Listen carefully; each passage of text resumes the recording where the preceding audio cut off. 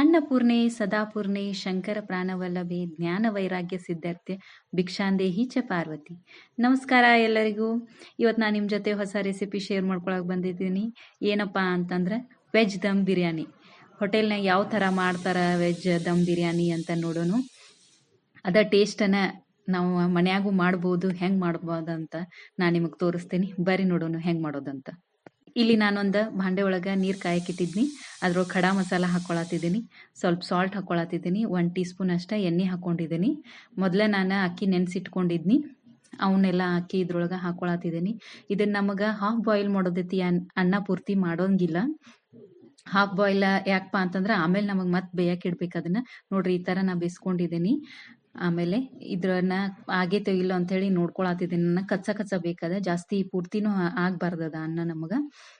ಈ ಥರ ಮಾಡ್ಕೊಂಡಿದ್ದೀನಿ. ಅದಾದಮೇಲೆ ನಾನು ಒಂದು ಪುಟ್ಟಿ ಒಳಗೆ ಟ್ರಾನ್ಸ್ಫರ್ ಮಾಡ್ಕೊಳತ್ತಿದ್ದೀನಿ, ತಕ್ಕೊಳತ್ತಿದ್ದೀನಿ. ನೋಡ್ರಿ ಈ ಥರ ಹಿಂಗೆ ಬಿಡಿ ಬಿಡಿ ಆಗಬೇಕದ. ಆಯಿಲ್ ಅದ್ರ ಸಲುವಾಗಿ ಹಾಕ್ಕೋಬೇಕು.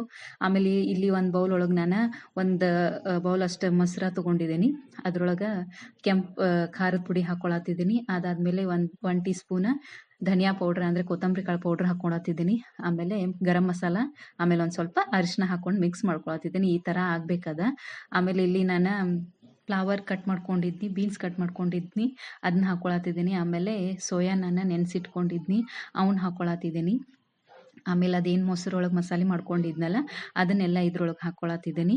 ಅದನ್ನೆಲ್ಲ ಚಂದ ನಮ್ಮ ಕಾಯಿಪಲ್ಲೆ ಒಳಗೆಲ್ಲ ಮಿಕ್ಸ್ ಮಾಡ್ಕೋಬೇಕು. ಅದೆಲ್ಲ ಅಬ್ಸರ್ವ್ ಮಾಡ್ಕೋಬೇಕು ಅದನ್ನು, ಕಾಯಿಪಲ್ಲೆ ಎಲ್ಲ ಮೊಸರು. ಆಮೇಲೆ ಅಂದ್ರೇ ಟೇಸ್ಟ್ ಬರ್ತೈತದ. ಎಲ್ಲ ಕೂಡ್ಕೋಬೇಕದ. ಈ ಥರ ಎಲ್ಲ ಅದನ್ನು ಮಿಕ್ಸ್ ಮಾಡಿ ಒಂದು ಸೈಡ್ ಇಡ್ರಿ. ಆಮೇಲೆ ಒಂದು ಬುಟ್ಟಿ ಒಳಗೆ ನಾನು ಎಣ್ಣೆ ಕಾಯಕ್ಕೆ ಇಡತ್ತಿದ್ದೀನಿ. ಇಲ್ಲಿ ಎಣ್ಣೆ ಹಾಕ್ಕೊಂಡಿದ್ದೀನಿ. ಅದ್ರಾಗ ಉಳ್ಳಾಗಡ್ಡಿ ಕಟ್ ಮಾಡ್ಕೊಂಡಿದ್ದೀನಿ, ನಾನು ಉದ್ದ ಉಳ್ಳಾಗಡ್ಡಿ ಕಟ್ ಮಾಡ್ಕೊಂಡೆ ಇಟ್ಕೊಂಡಿದ್ನಿ, ಅದನ್ನು ಹಾಕ್ಕೊಳತ್ತಿದ್ದೀನಿ. ಇವನ್ನ ಡೀಪ್ ಫ್ರೈ ಮಾಡಬೇಕಾಗೈತೆ, ನಮಗೆ ಯೂಸ್ ಆಕೈತೆ. ಆಮೇಲೆ ಈ ಥರ ನೋಡ್ರಿ ಫುಲ್ ಫ್ರೈಡ್ ಆನಿಯನ್ ಅಂತಾರೆ ಇವಕ್ಕೆ. ಫುಲ್ ಫ್ರೈಡ್ ಮಾಡಿ ನಾವು ಒಂದು ಸೈಡ್ ಇಟ್ಕೊಳತ್ತಿದ್ದೀನಿ ನಾನಿಲ್ಲಿ. ಇದನ್ನು ಇದು ಆರಾಕ್ತ ಇಟ್ಕೋಬೇಕು ನಾವು. ಆರಿದ್ಮೇಲೆ ಅವು ಕ್ರಿಸ್ಪಿ ಆಗ್ತಾವೆ. ಈಗ ಅದ ಎಣ್ಣೆ ಒಳಗನ ನಾನು ಮತ್ತು ಉಳ್ಳಾಗಡ್ಡಿ ಹಾಕ್ಕೊಳತ್ತಿದ್ದೀನಿ.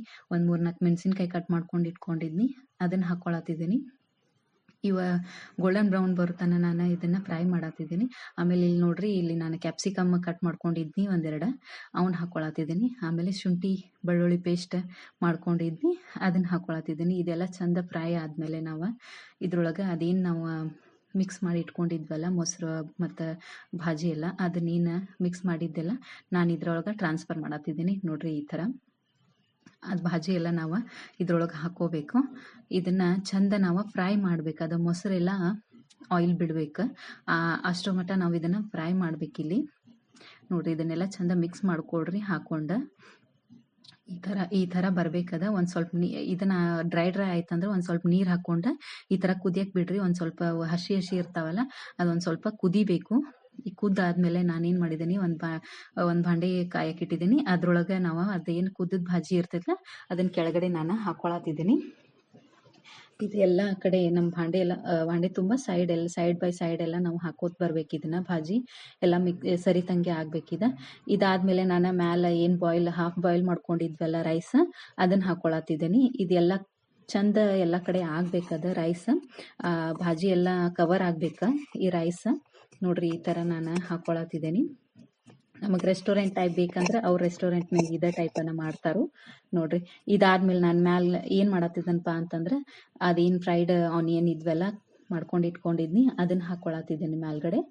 ಅದಾದಮೇಲೆ ಮತ್ತೆ ನಾನು ಭಾಜಿ ಟ್ರಾನ್ಸ್ಫರ್ ಮಾಡ್ಕೊಳತ್ತಿದ್ದೀನಿ. ಭಾಜಿ ನಿಮಗೆ ಎಷ್ಟು ಲೇಯರ್ ಬೇಕು ಅಷ್ಟು ಲೇಯರ್ ನೀವು ಮಾಡ್ಕೋಬೋದು. ನಾನಿಲ್ಲಿ 2 ಲೇಯರ್ ಮಾಡಿದ್ದೀನಿ. ನಿಮಗೆ 3 ಲೇಯರ್ ಬೇಕಂದ್ರೂ ನೀವು ಮಾಡ್ಕೋಬೋದು, ಏನು ಪ್ರಾಬ್ಲಮ್ ಇಲ್ಲ. ಇದಾದಮೇಲೆ ನಾನು ಮತ್ತೆ ಮ್ಯಾಲೆ ರೈಸ್ ಹಾಕ್ಕೊಳತ್ತಿದ್ದೀನಿ. ನೋಡ್ರಿ ಈ ಥರ ಎಲ್ಲ ಸೈಡ್ ಬೈ ಸೈಡ್ ರೈಸ್ ಹಾಕ್ಕೋಬೇಕು.